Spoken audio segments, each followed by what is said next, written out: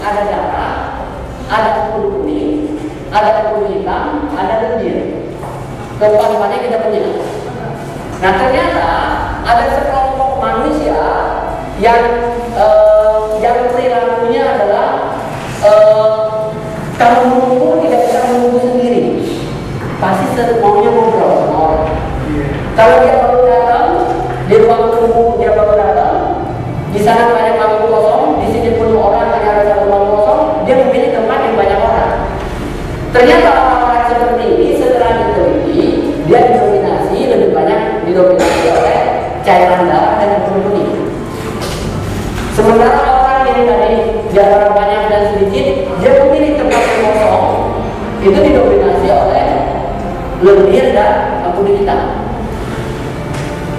Ini yang kesimpulan besarnya. Nah, kemudian begitu kesalahan ini ternyata orang yang didominasi oleh darah disebutnya oleh Hippocrates adalah orang sanguin.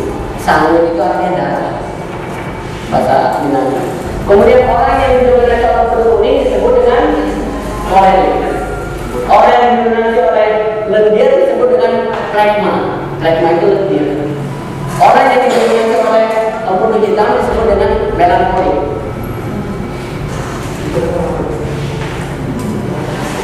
Oke ya. Keempat-empat cairan itu ada, tapi mana yang dominan itu yang menyebabkan orang itu jadi berbeda. Bagaimana membedakan antara sanguin dengan kolerik? Sama-sama memilih tempat yang penuh ramai dengan orang. Kalau si sanguin dia memilih tempat yang ramai orang itu hanya untuk jasmani saja, kesenangan saja. Enak, bisa cerita-ceritaan, bisa ngobrol daripada sendiri, ya kan? Tetapi kalau si kolerik dia memilih banyak teman itu bukan karena itu, karena sesuatu. Biar mana muka kita akan berani. Oh siapa tuh punya saya dekatnya? Nah ngobrol kemudian. Jadi ada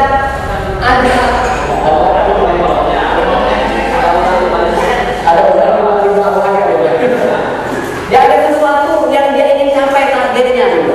Dia tidak hanya sekedar kesenangan. Kayak itu yang penuh kuning lebih pada itu. Kemudian yang kedua, yang plekma yang lendir ini, orang plekma sama-sama duduk di tempat yang dia sendiri, tetapi orang yang didominasi oleh lendir, dia biasanya orangnya fresh, tidak gampang tertekan. Dia bisa santai, relax, gitu kan? Ketika misalnya dipanggil oleh suster, Pak Irwan, kemudian Pak Irwan maju, bawa Pak Irwan, bukan, saya Pak Dadang. Jangan maju, maaf Pak sana. Itu orang mereka bisa begitu, dia nggak pusing.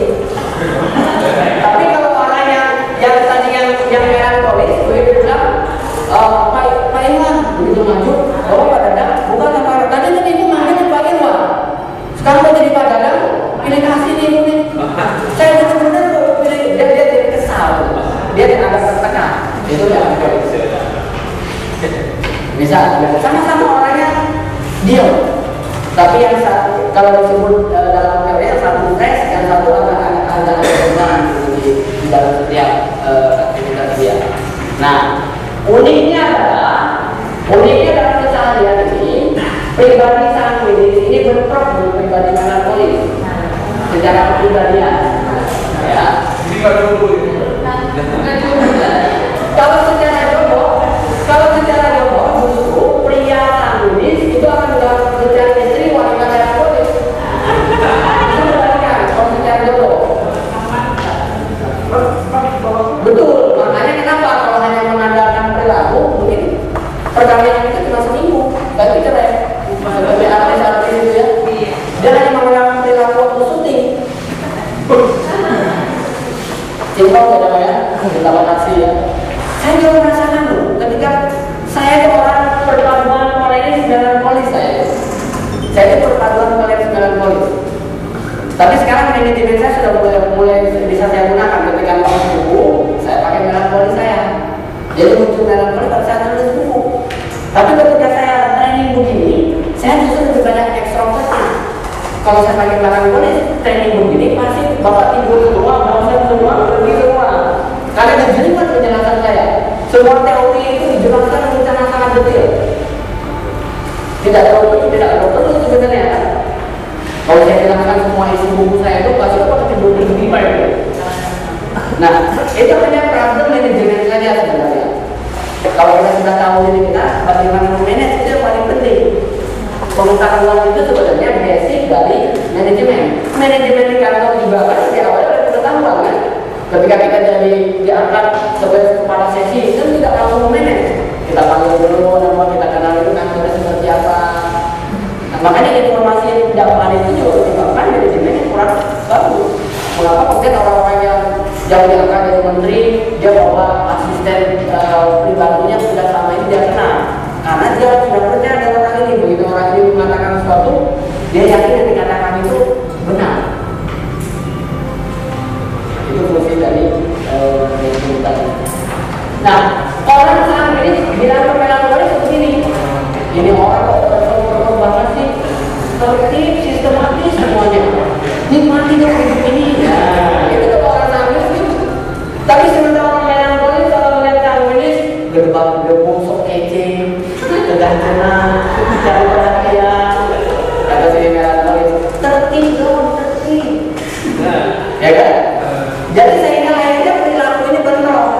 Itu tidak menggambarkan kita suka, hanya dari sisi perilaku bentrok. Coba rasakan dalam gathering tim kerja ya, ada teman kita, ada perilaku orang itu menyebalkan buat kita. Itu hanya perbedaan perilaku saja sebenarnya. Perbedaan cara menyelesaikan masalah, cara melihat sesuatu. Orang sebenarnya pragmatis itu pemalas, menyebalkan. Waktu tinggal 15 menit masih bisa santai. Cepat ya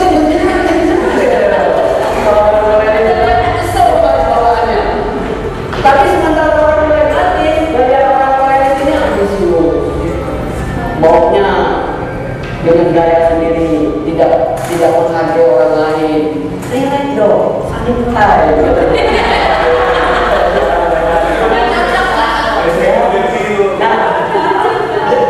Itu sebenarnya kekuatan timbul loh empati ini. Kalau kita bicara timbul, kalau semua sama ini Pak Ado jadi pasar Pak.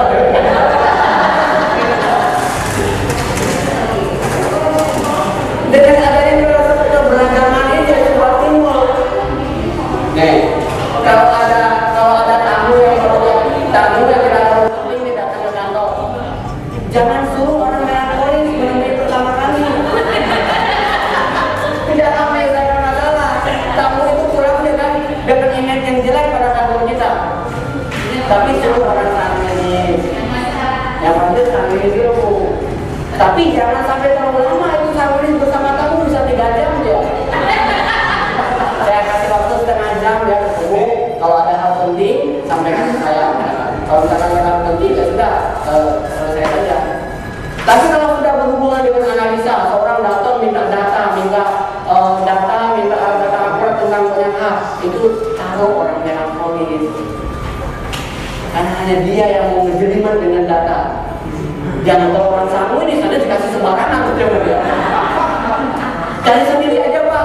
Dikasih berangkat cari sendiri Pak. Kalau butuh informasi pada di dunia di luar dari kantor kita, bisa suruh kemana, suruh pergi survei ke lapangan atau suruh semacam intelijennya kayak gitu ya. Jangan pernah mengutus orang santai juga. Bukan informasi yang kita dapat, informasi kita habis diketahui oleh orang lain. Karena orang santai tidak merasa hidup kalau dia tidak bicara. Dia tidak akan nyaman hidupnya kalau tidak bicara. Tapi kita orang pragmatis. Untuk orang pragmatis.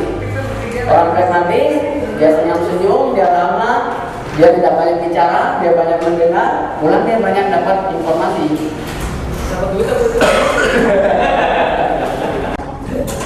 Ya, sebenarnya menjadi bagian dimulai kalau ini kira-kira untuk apa? Fungsi apa? Negosiator, presentator, ya kan?